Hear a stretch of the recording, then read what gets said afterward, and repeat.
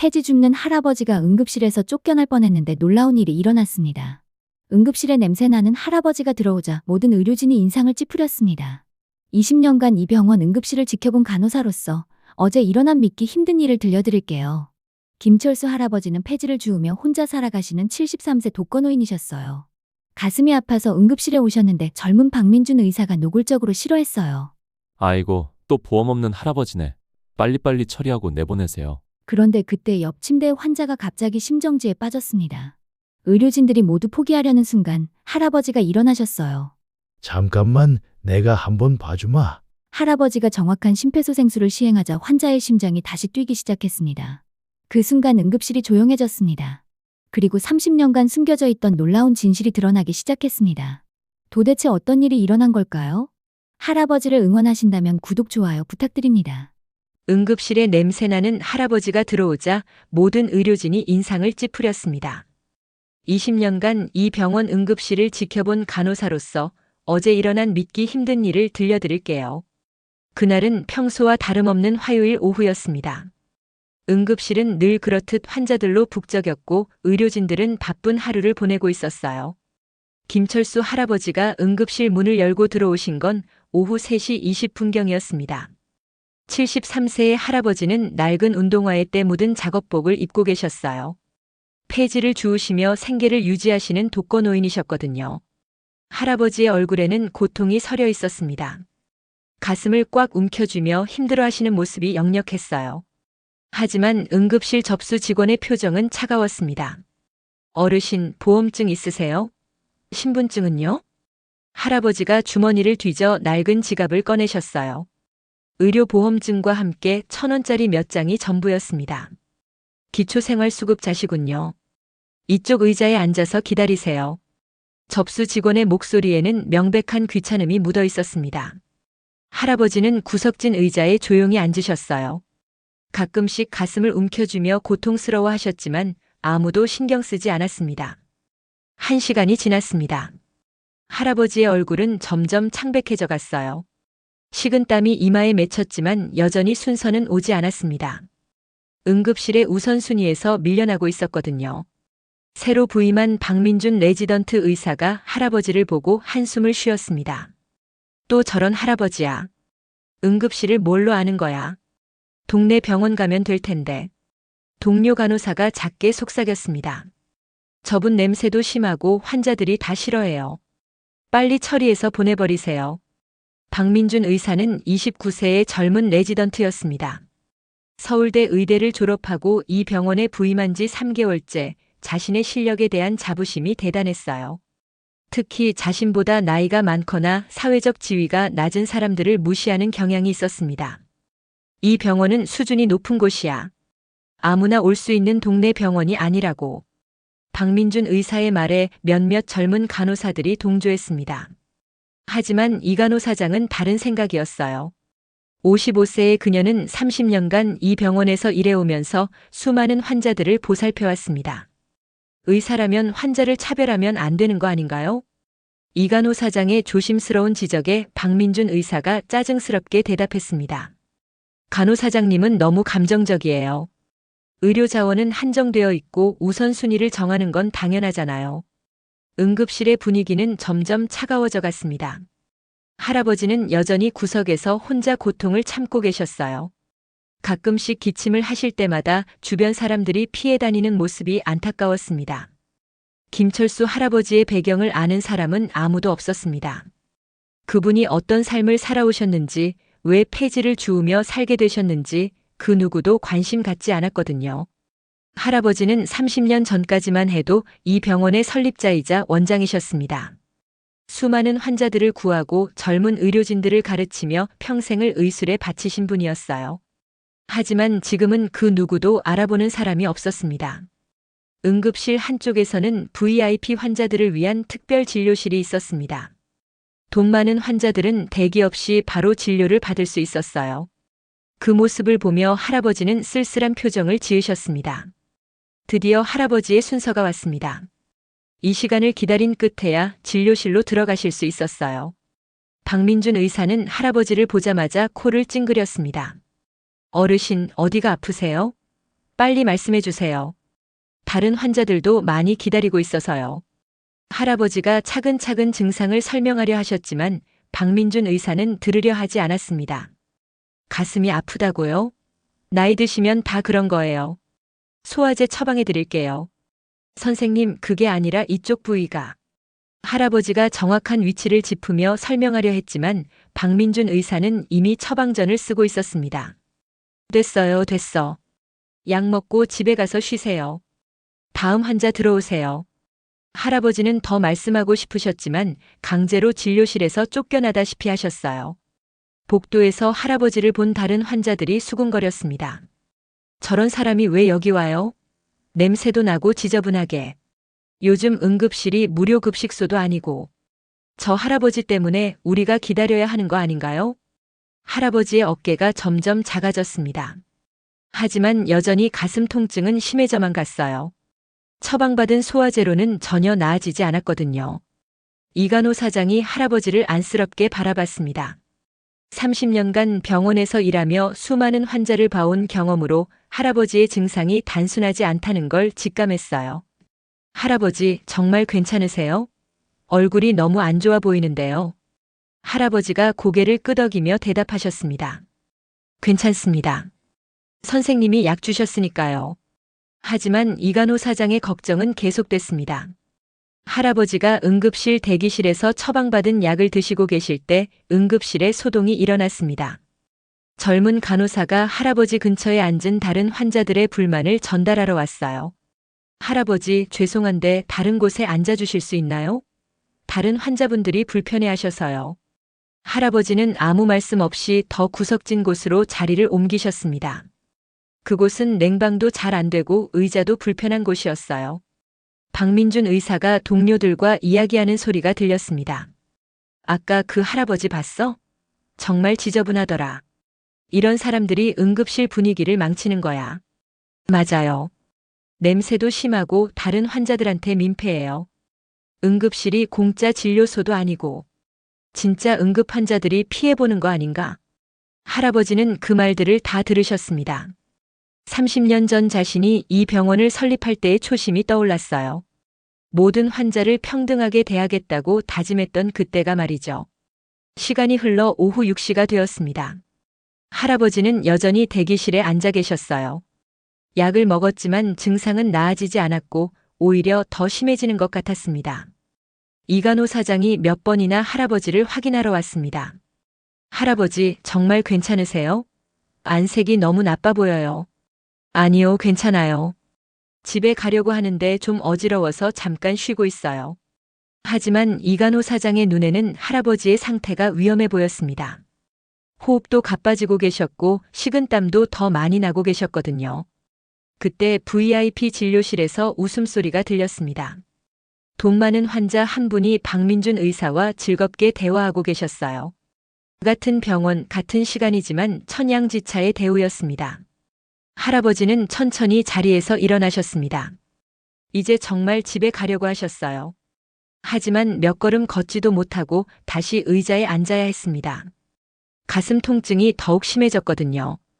오후 7시 할아버지의 상태는 더욱 악화되었습니다. 얼굴이 창백해지고 식은땀이 등에까지 흘러내렸어요. 하지만 여전히 아무도 신경 쓰지 않았습니다. 이간호 사장만이 유일하게 할아버지를 걱정하고 있었어요. 그녀는 박민준 의사에게 다가가서 말했습니다. 선생님, 아까 그 할아버지 상태가 이상해요. 다시 한번 봐주시면 안 될까요? 박민준 의사가 짜증스럽게 대답했습니다. 간호사장님, 이미 진료 끝났어요. 약도 처방해드렸고요. 괜한 걱정하지 마세요. 하지만 정말 안 좋아 보여요. 심근경색 같은 게 아닐까요? 아, 정말. 간호사장님은 너무 예민해요. 그냥 소화불량이에요. 나이 든 사람들한테 흔한 증상이라고요.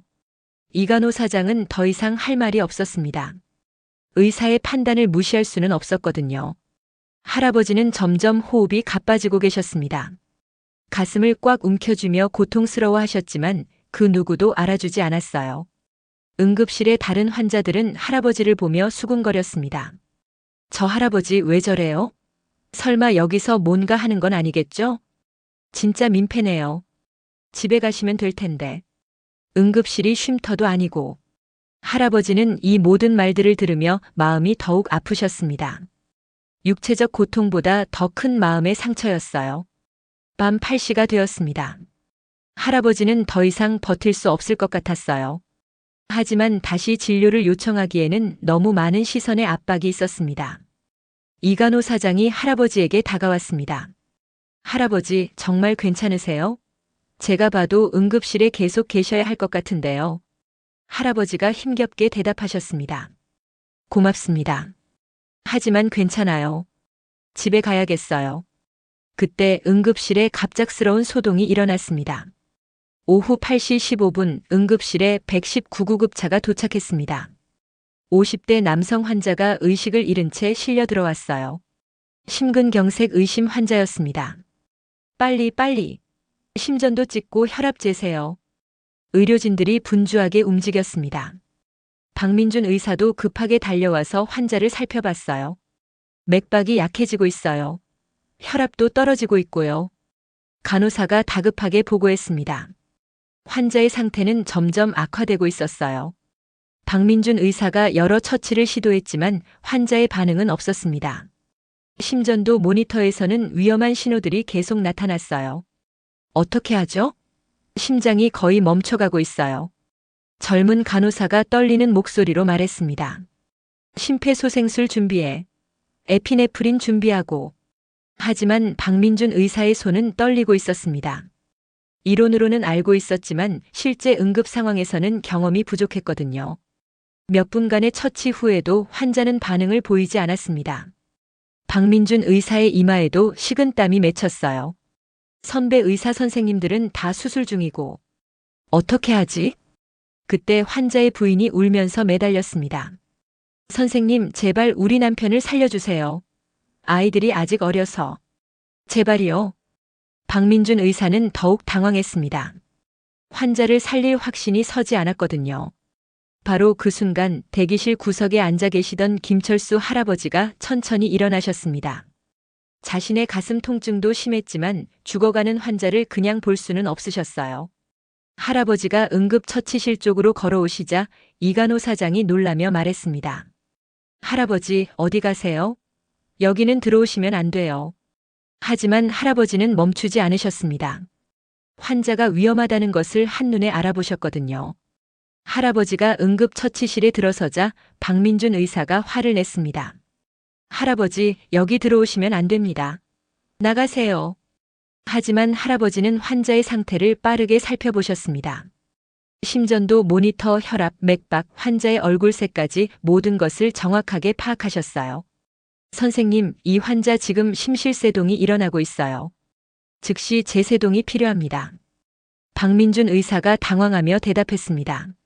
할아버지가 뭘 안다고 그런 말씀을. 나가세요.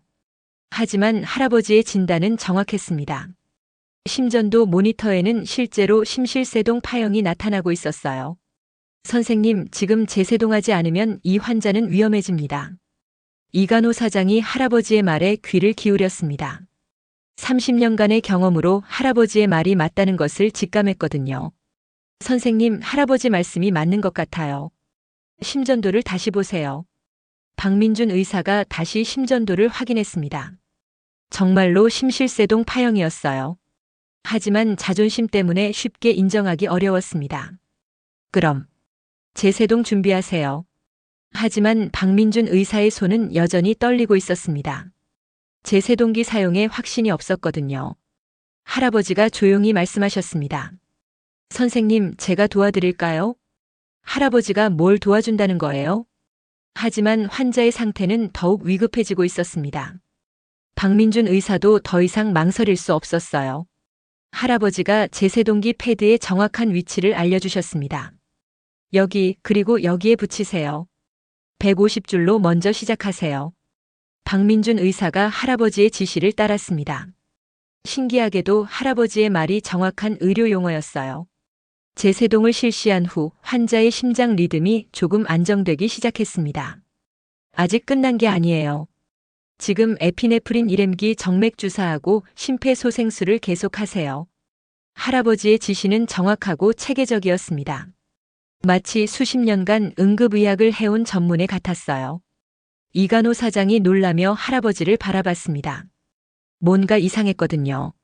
일반인이 알 수 없는 전문적인 의료 지식을 너무 정확하게 알고 계셨어요. 박민준 의사가 할아버지의 지시를 따라 처치를 계속했습니다. 놀랍게도 환자의 상태가 점점 호전되고 있었어요. 맥박이 돌아왔어요. 혈압도 올라가고 있어요. 간호사가 기쁘게 외쳤습니다. 환자의 의식도 조금씩 돌아오기 시작했어요. 박민준 의사는 혼란스러웠습니다. 자신이 포기하려던 환자를 할아버지의 도움으로 살렸거든요. 할아버지, 어떻게 이런 걸 아세요? 할아버지가 잠시 망설이시다가 대답하셨습니다. 옛날에 의료 쪽 일을 조금 했었어요. 의료 쪽이라고요? 간호조무사셨나요? 박민준 의사의 질문에 할아버지는 대답하지 않으셨습니다. 이간호 사장이 할아버지를 자세히 바라봤습니다. 뭔가 익숙한 느낌이 들었거든요. 하지만 30년 전의 기억이 정확하지 않았어요. 할아버지 혹시 이 병원에서 일하신 적 있으세요? 할아버지가 깜짝 놀라며 이간호 사장을 바라보셨습니다. 아니에요. 그런 적 없어요. 하지만 이간호 사장의 의심은 더욱 커졌습니다. 할아버지의 의료 지식이 너무 전문적이었거든요. 다른 간호사들도 수군거리기 시작했습니다. 저 할아버지 뭔가 이상해. 어떻게 의사보다 더 잘 알지? 진짜 신기하다. 간호조무사였다고 하기엔 너무 전문적이야. 박민준 의사도 당황했습니다. 자신의 권위가 흔들리는 것 같았거든요. 그냥 우연히 알고 계셨던 것 같아요. 할아버지, 이제 대기실로 가세요. 하지만 할아버지는 환자의 상태를 계속 지켜보고 계셨습니다. 이 환자분은 계속 모니터링이 필요해요. 24시간은 지켜봐야 합니다. 박민준 의사가 짜증스럽게 대답했습니다. 그건 제가 판단할 일이에요. 할아버지는 이제 가세요. 그때 구급대원이 다가와서 말했습니다. 선생님, 처치 정말 잘하셨네요. 이런 심각한 심근경색 환자를 이렇게 빨리 안정시키시다니. 구급대원의 칭찬에 박민준 의사는 할 말이 없었습니다. 사실은 할아버지의 도움이 있었기 때문이거든요. 환자의 부인이 박민준 의사에게 감사 인사를 했습니다. 선생님 정말 감사해요. 우리 남편을 살려주셔서. 박민준 의사는 괴로웠습니다. 자신이 한 게 아닌데 칭찬을 받고 있었거든요. 이간호 사장이 할아버지를 계속 바라보고 있었습니다. 뭔가 기억이 나려고 했지만 확실하지 않았어요. 할아버지, 정말 이 병원에서 본 적이 없나요? 할아버지가 고개를 저으셨지만 이간호 사장의 확신은 더욱 커졌습니다. 30년 전, 이 병원이 처음 문을 열 때, 이간호 사장이 중얼거렸습니다. 그때의 기억이 조금씩 떠오르고 있었거든요. 원로 간호사 한 분이 다가와서 말했습니다. 무슨 일이야? 아까 응급처치 정말 잘했다면서? 언니, 저 할아버지 좀 봐. 뭔가 이상하지 않아? 이간호 사장이 갑자기 병원 역사 전시실을 떠올렸습니다. 그곳에 30년 전 병원 설립 당시의 사진들이 있었거든요. 잠깐만. 혹시 이간호 사장이 급하게 전시실로 뛰어갔습니다. 그리고 30년 전 사진을 꺼내왔어요. 이 사진 좀 봐봐. 사진 속에는 젊은 시절의 병원 설립자가 있었습니다.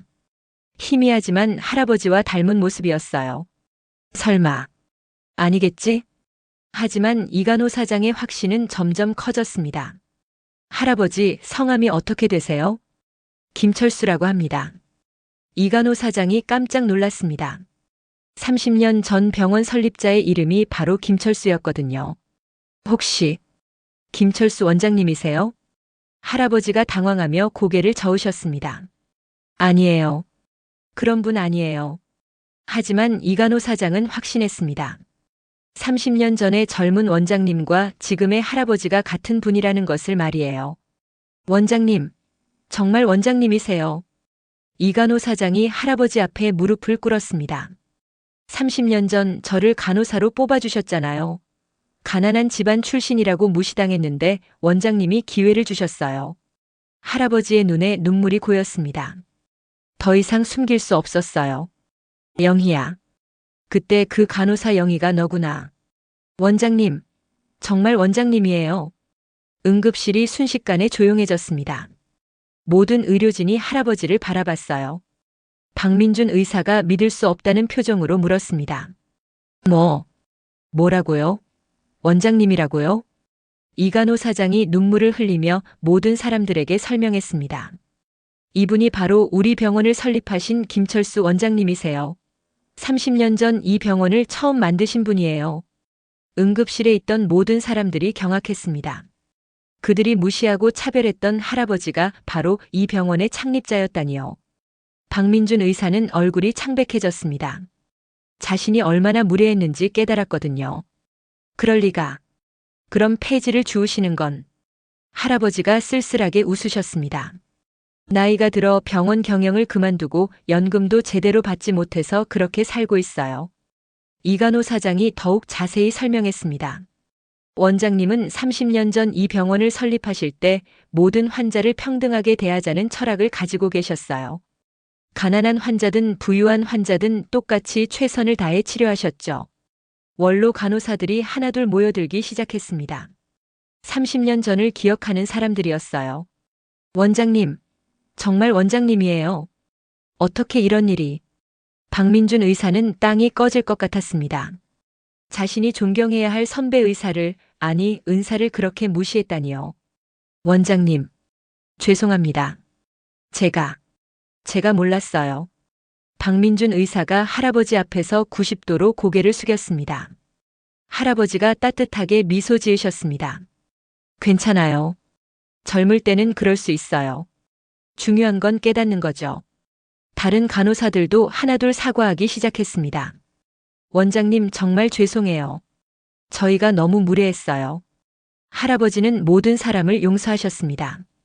여러분들이 나쁜 건 아니에요. 다만 겉모습으로 사람을 판단하면 안 된다는 걸 기억해 주세요. 이간호 사장이 할아버지를 VIP 진료실로 모셨습니다. 이제는 할아버지가 진짜 환자가 되어야 했거든요. 원장님 가슴 통증이 계속 있으시죠? 정밀 검사를 받으셔야 해요. 할아버지가 고개를 끄덕이셨습니다. 사실 아까부터 통증이 심했거든요. 검사 결과 할아버지는 경미한 심근경색이 있으셨어요. 빨리 발견해서 다행이었습니다. 박민준 의사가 직접 할아버지를 돌봤습니다. 이번에는 최선을 다해서요. 원장님, 왜 진작 말씀 안 하셨어요? 정말 위험할 뻔했잖아요.